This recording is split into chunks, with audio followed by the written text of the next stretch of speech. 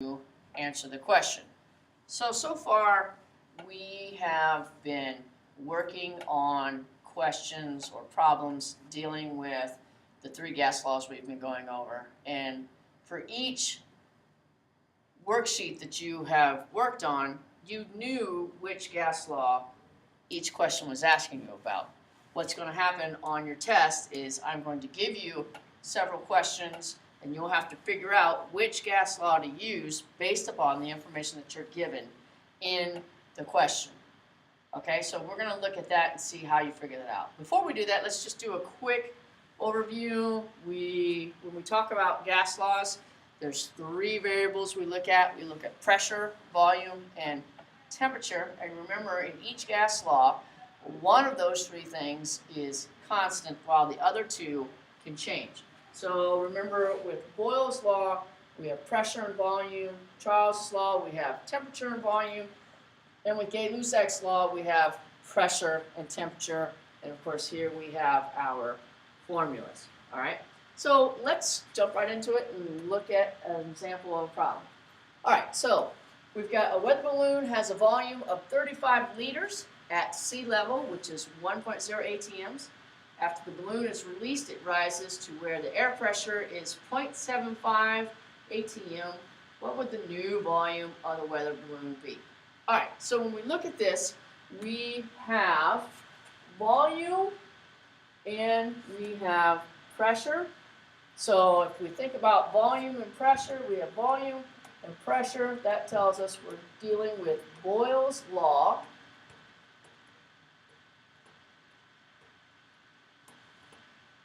All right, and so Boyle's law was P1 V1 equals P2 V2. All right, so now that we know what law we're dealing with, we can go ahead and solve the problem. All right, so if we've got, let's identify each part here. So we've got P1, V1, P2, and V2.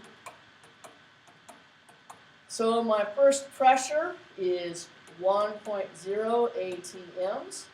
All right, here we go, 1.0 ATMs. My first volume is 35 liters. Let's make that a 5. My second pressure is 0.75 ATMs. And then, of course, my second volume is what we're calculating for. All right, so all I got to do is put my numbers in my formula. So I have 1.0 ATMs times 35 liters equals 0.75 ATMs times my V2. So I want to get V2 over here by itself. So I'm going to divide by 0.75 ATMs on each side. Whoops, ATMs. My ATMs cancel out. So V2 is going to equal 47 liters. And that is in sig figs. We want to make sure we're doing that. Now, let's check and make sure that this works out. Let's look at our sig figs. I've got 2 sig figs, 2 sig figs, 2 sig figs. So here we're good with sig figs. Now remember, Boyle's law says as pressure goes up, volume goes down, or if pressure goes down, volume goes up. We have an inverse relationship. So let's look at our P1. We went from 1.0 ATMs to 0.75, so my pressure went down. That means my volume has to go up. I went from 35 liters up to 47 liters. It definitely went up, so we are good to go. All right, so far so good. Let's try another problem here.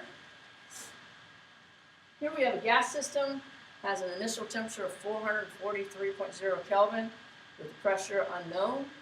When the temperature changes to 1,390 Kelvin, the pressure is found to be 7.77 ATM.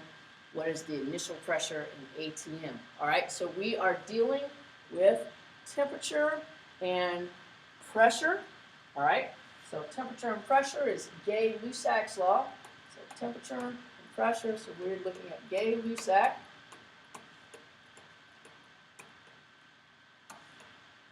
And remember, the formula for Gay-Lussac's is P1 over T1 equals P2 over T2. All right, so let's identify each one of those. So P1, T1, P2, T2. All right, so where's my first pressure? Fortunately, our temperature is already in Kelvin, so we don't have to worry about that. So my first pressure, I don't know my first pressure. That's the actual question that we're doing. So we're solving for P1. So my first temperature is 443.0 Kelvin. My second pressure is 7.77 ATMs. And my second temperature is 1,390 Kelvin. All right, so here we go. Again, we don't have to change our temperatures because they're already in Kelvin, so let's just put our numbers in our formula. So I have P1 over 443.0 kelvins equal to 7.77 ATMs over 1,390 Kelvin. Remember, we cross multiply, right? So I've got 1390 kelvins times P1 equal to 443.0 kelvins times 7.77 ATMs. I want to get P1 by itself, so I'm going to divide by 1,390 Kelvin on each side.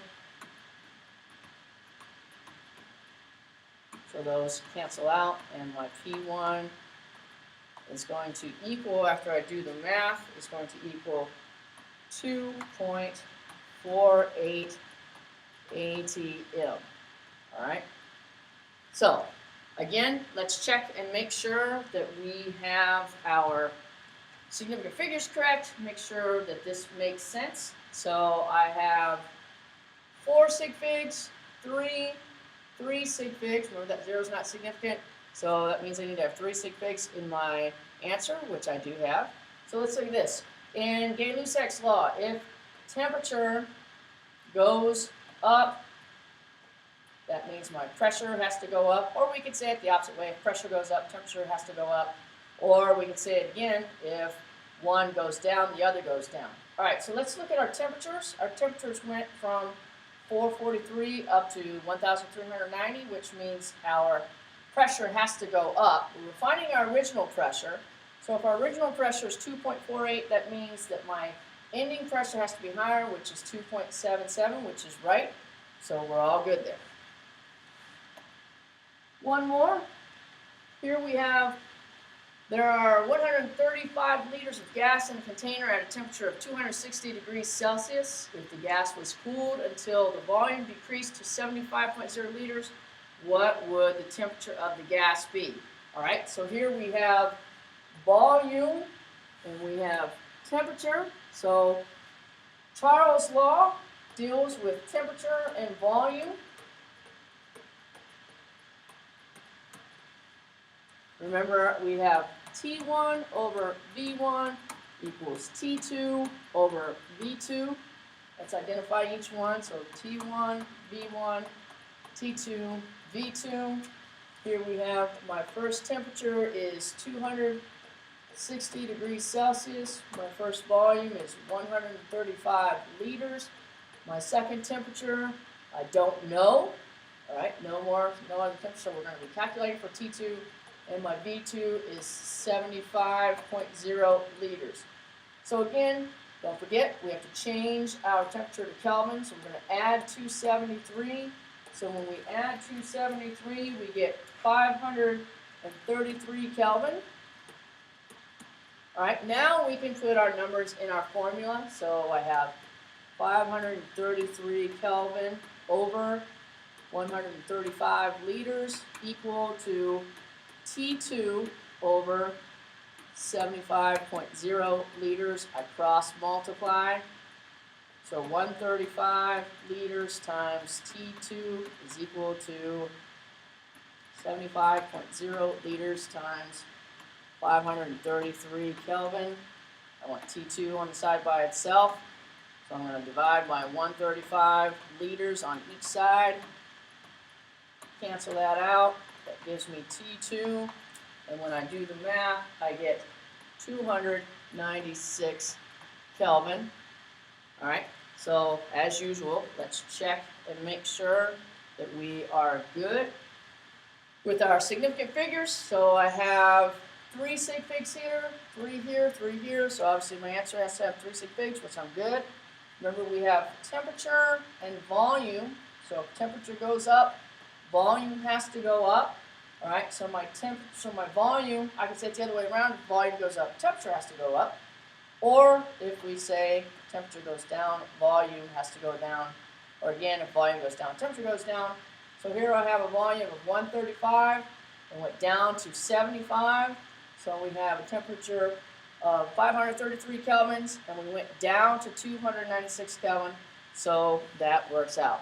All right, so what's important here is that, one, you need to be able to look at the question, examine the information that you're given, and determine which law you need to use. Now, for you to be able to do that, of course, you have to memorize the 3 laws and which variables each law is dealing with. So again, we've got Boyle's law, you're looking at pressure and volume. Charles' law, you're looking at temperature and volume. And Gay-Lussac's law, you're looking at temperature and pressure. All right, so you will have extra work for you to practice doing this, and make sure if you have questions that you are asking for help when you have questions, and we will see you next time.